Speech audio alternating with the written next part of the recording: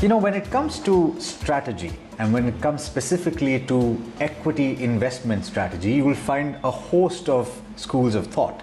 One school of thought says that active fund management is the way to go because fund managers will help you beat the benchmark over a long period of time. Then there's a school of thought that talks about passive investing, where they say, why do you want to break your head trying to find the right fund manager when you can simply put money into the benchmark over a period of time and get a decent return?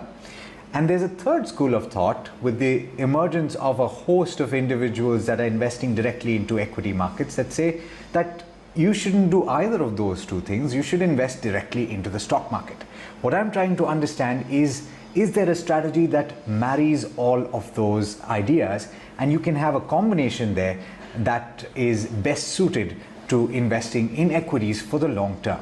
My guest today is PV Subramanyam, who is the Chief Executive Officer of Subramani.com and expert on all things personal finance. Thank you so much, PV, for joining me and for taking the time. Thank you. I want to start with the first and obvious question. And I do want to take this in three parts first, and then we launch into what I hope will be the ideal strategy that one can follow. Let's talk about the pros and cons of each of these approaches. On the one hand, you have active fund management, which is still quite prominent here in India. It is fading in certain other developed countries, PV. But there is a case to be made, not taking into account the recent past where you've seen such wild gyrations in the benchmarks, that active fund management is a good approach to have. Absolutely, it's a great approach to have. Now, suppose you want to invest all over the world, okay? You decide that you want to invest in US, you want to invest in Japan, other parts of Asia ex-Japan, in China, in Korea, and in India. What choice do you have? Would you go and buy index funds in so many countries? Would you shift from one country to another? Would you know when to shift? It may not be possible. So you go and put into a fund of funds. Again, perhaps the most expensive way to do it, but the only way to do it, if you are an Indian with, say, less than 5-6 crores to invest, and you want to do a 25,000 rupee SIP, what's your choice? This is the only fund which you can put, which is a fund of funds, which decides to invest all over the world. At least 3-4 fund houses in India have such schemes. Of course, you have to invest in those funds. You don't have too much of a choice. Esoteric funds, like, say, a healthcare fund, which invests across the border. It invests in US, it invests in India, it invests in Japan, it invests in China. You will not be able to get an index fund doing all that, right? Suppose you want to invest in technology companies, and those technology companies are also investing in small cap and startups in, say, Japan, India, US, and Israel. How will you get all these? All this is not there in the index, right? Index captures largely the big companies, and that is what you'll be able to capture. If you want esoteric funds, index is not available. Again, when you say index, what has happened, Alex, is people like us have gone around saying term insurance is a good product, so therefore buy term insurance. There is a product called term insurance with return of premium. There is no way how you'll understand what is this product, right? So similarly, index funds today, it's not so simple, just index fund mein dalo. There is such a range of index funds. There is, there is a Sensex, there is a Nifty, then there is a large cap, mid cap, everything. How will you choose? Assuming you're a 22-year-old kid just out of college, how are you going to choose which index fund? There is not just one index fund, right? So given this range, you will need, it sounds like a joke to say you will need an advisor to pick an index fund, but that is exactly what we have done. We've created a variety of index funds and ETFs. God help you if you were to search for it alone on your own. Talk to you a little bit more about the proponents of passive investing. And you mentioned both index funds and ETFs. I know that a few of my viewers will know the distinction between the two. So assuming that a few don't, let's first establish what that is. And second, there are a lot of vehement proponents of passive investing. And one of the points that there is is that there is a huge cost advantage, that the expense ratio is lower, so over a longer period it is beneficial. And the second that they point out is when you talk about the index funds that are, for example, the large cap index funds, they point to the last 5 or 7 years and they say, where have the large cap fund managers managed to beat the benchmark anyway? So how is it advantageous for me to go to an actively managed large cap fund? Is that the right way to think about it? First of all, I think you should stop comparing your marks to your child's marks to your neighbor's child's marks. It does not matter at all as long as you can meet your goals. It does not matter whether your fund manager beats the index. You want him to beat it, that's great. But if you can meet your goals, that's fine. Now, let me give you a counter argument to this. If I tell you that if you just go and pick some of the heavyweights of the index, let's say you pick up TCS, Reliance, HDFC and HDFC Bank and maybe a couple of other shares, and just hold it for the rest of your life. And you then invest in mid-cap funds, right? Why do you need an index fund? Why do you need a large cap index fund? You choose which share to buy and then suddenly you find that this company is not good, that company is good. You just go and switch. You buy an SBI, you find SBI is not doing well. You go and pick up something else. You can create your own portfolio for large cap companies because the whole range of large cap companies, only 30 in the Sensex and 50 in the Nifty. Go and pick up 5, 7, 10 of them. You save even that cost. So you can be just sticking to that. So, there are just too many arguments. There is no one argument which works. And last 1 year, see what happens is the CAGR, which we are accustomed to seeing, is affected very badly with one great year. So if there's 1 year with 90%, right up to your 7 year, 5 year, 3 year, everything gets impacted because the average will come to 12. So just imagine 90 means last 12 years returns go up by 7% every year. So it dramatically changes things. So you will have to see the discrete return which you have got and the CAGR and then say, yes, this works and that doesn't work. In India, still the fund managers are able to beat the index. Yes, last 3-4 years doesn't look good simply because it's a very concentrated bunch of shares which have gone up. But if you see the equal weighted Nifty or the equal weighted Sensex fund, they have done better than the regular index fund. So which index fund should you be in? The regular index fund or the equal weighted index fund? Again, there is a question mark, right? So there is just too much of, actually, if you are an investor, you should not get into so much of theory, right? You should say, I have the appetite for taking risk. I need this money after 10 years, 20 years, 30 years, so I can invest. Pick up good fund managers. I have nothing against picking up an index fund. So pick up some index fund, some well-managed fund, some pharma fund, whatever you want to pick.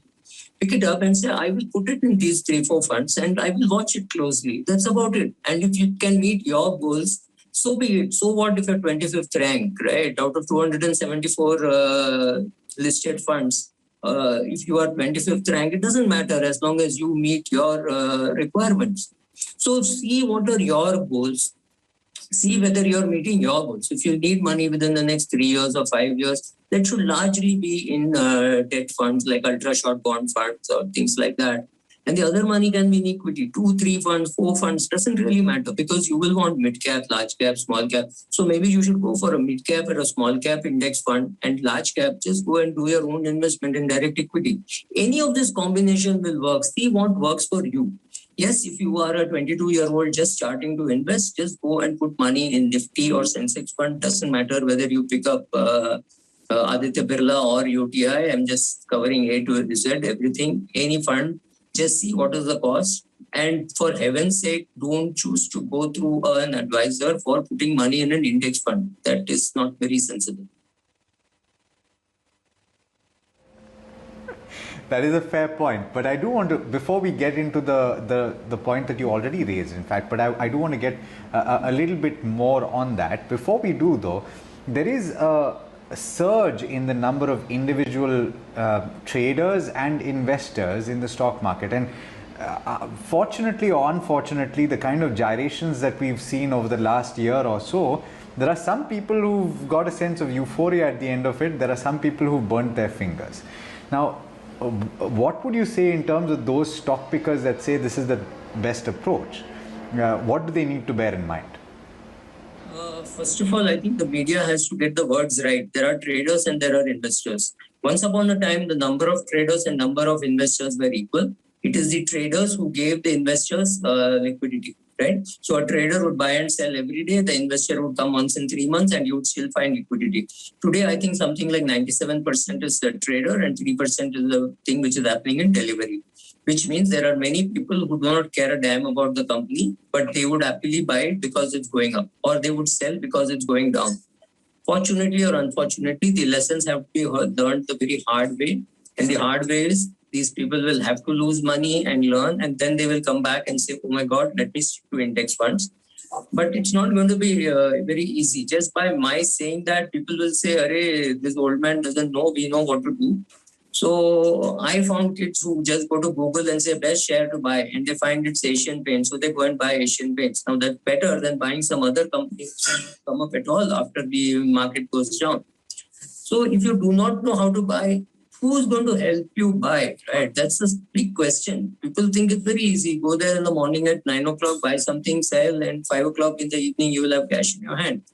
If life were so simple, nobody would be employed, right? Why would you be taking up a job in the channel? You'd sit at home and make 10,000 bucks every day or 20,000 bucks every day. Life is not going to be so simple.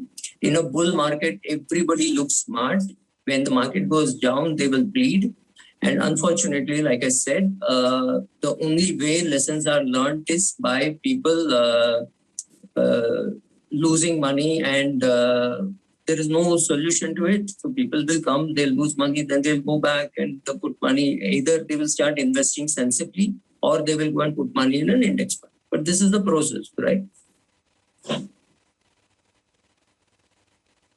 So I'll go back to my original point, and you already alluded to it, PV. So just to close out this conversation, we've spoken about all three. We've spoken about the pros and cons of each of them. Is there a way to combine? So, and I'm not obviously asking you to paint a one-size-fits-all solution. I'm saying if you were to look at, say, and you just want a bit of stability for the long term, right? So can you say that a large portion of your portfolio, your equity investment can be, for long term, can be in the Sensex fund or can be in a Nifty index fund because it's the large cap, and in any case, at the end of the day, you're going to look at where the Sensex or the Nifty has ended. So that's your benchmark. And your satellite investment, if you want to take a little bit more risk with the potential for more returns, can be in actively managed, say a mid-cap fund or a flexi-cap fund. And then you can also pick 1 or 2 stocks or 5 stocks that you think will make for an interesting portfolio. Alex, let me put it this way. If you're a 22-year-old whose parents have never invested in equity markets and you do not know anything, best thing for you to do is tie up with an advisor and tell him, I will need your services for 5 years. Go sit with him and learn what you're doing. Now, if this guy is a kid who has done, let's say, a PhD in pharma and is working in a pharmaceutical company, your strategy will work. Unfortunately or fortunately, if he's in the banking thing, every day he will think that he can outperform his fund manager and the index. So every day he will be tempted to do something. So he will monkey around and lose money.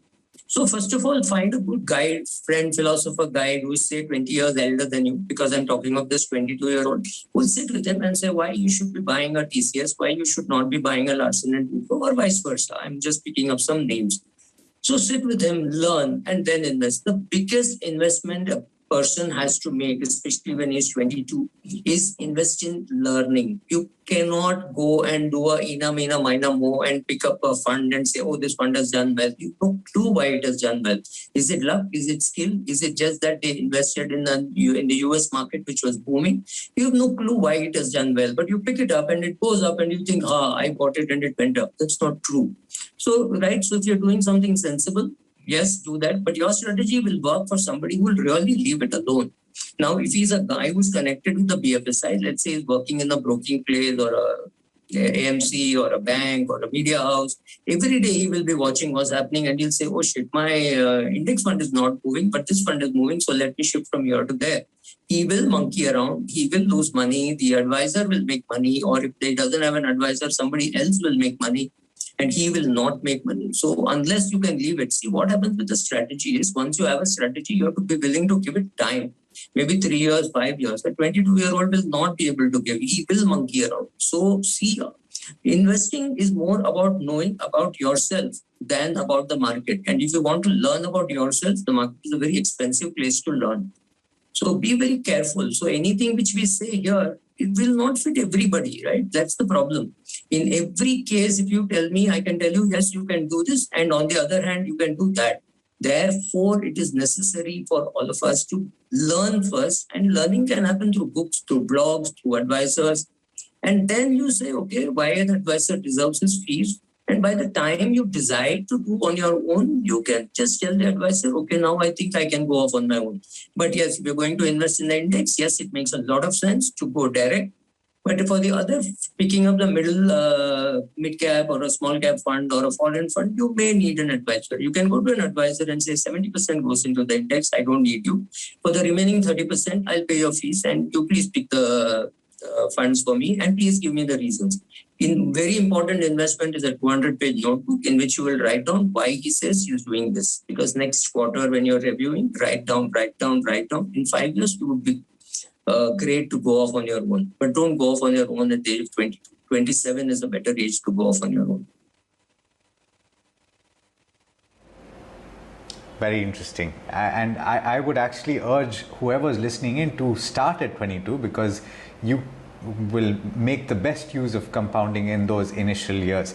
I do want to then now launch into the next leg of this conversation that I'm having with you, PV, and ask you a couple of the queries that have come in from the viewers who have tuned in. The first one is from Mayank Shah, and he says that he's invested 3.9 lakh in L&T Hybrid Equity Fund, which is the growth fund, and he's got 76,000 rupees in Motilal Multicap Fund. He's looking to transfer to a few other funds in equal amounts, and he's wondering whether he can get better returns. So the funds that he's mentioning that he's thinking of investing in include Axis Focus 25 Fund, Invesco India Contra Fund, Canada Robeco Equity Diversified Fund, and SBI Magnum Multicap Fund.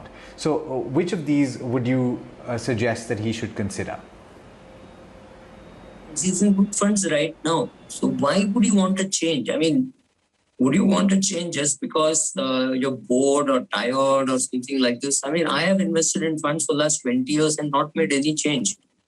It doesn't really matter. There is no reason to jump from one fund house to another fund house, one scheme to another scheme. Just sit tight. Funds will deliver over long periods of time. So he's with good fund houses, L&T and Motilal. So I don't see any reason to change.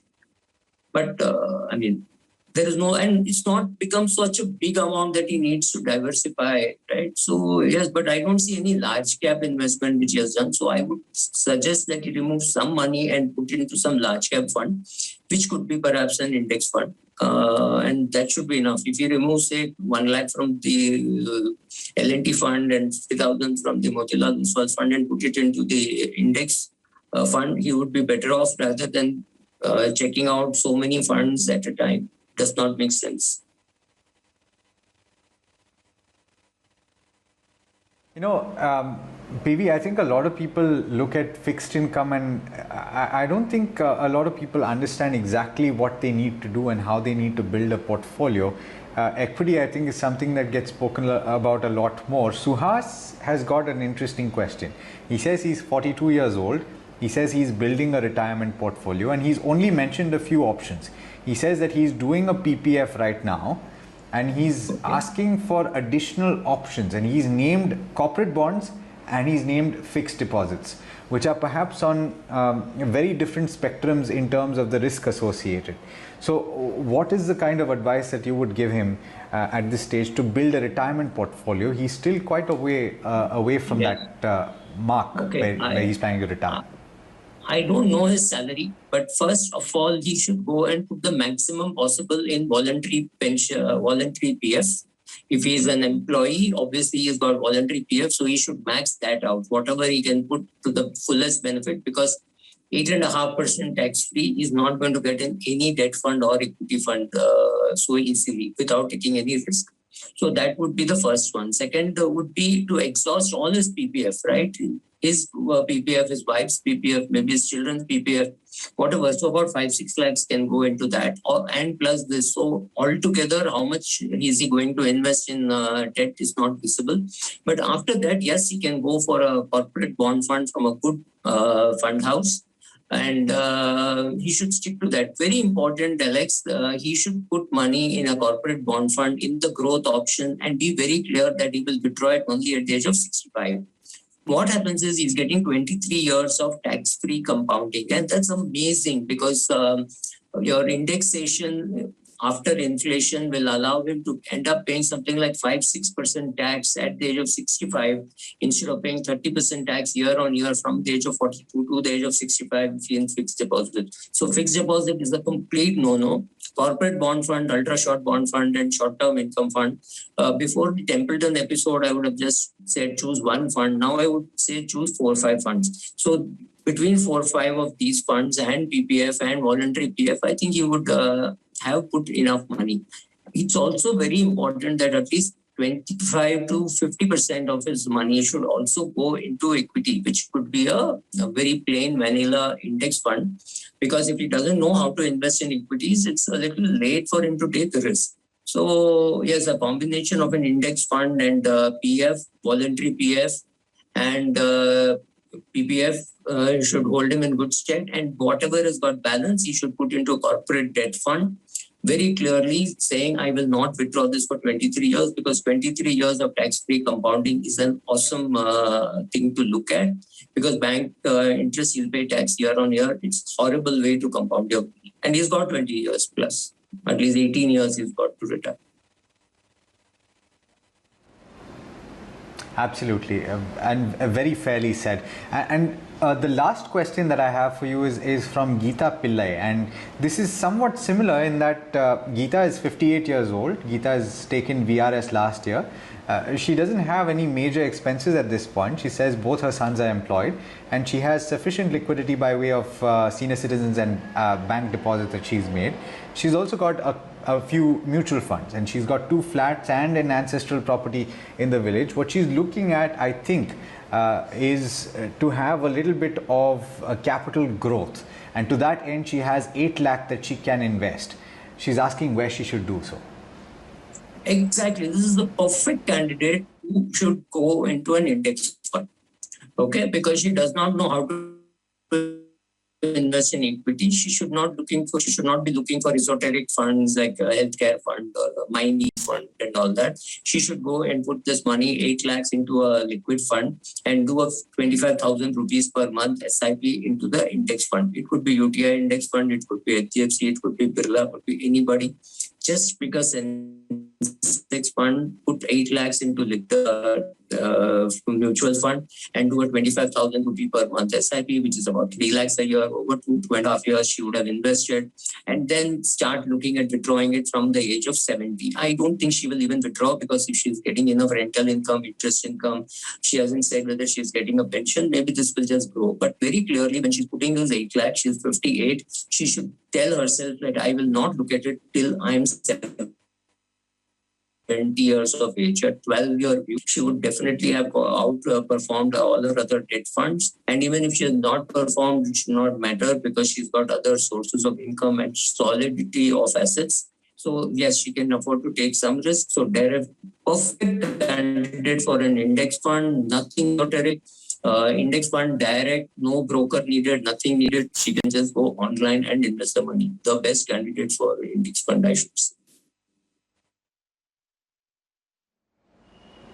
PV Subramanyam, it's been an absolute pleasure speaking with you. I look forward to doing so again, and thank you so much for taking the time. On that note, we're slipping into a short break, but on the other side, we have more in the way of a conversation on investor behavior. So do stay tuned.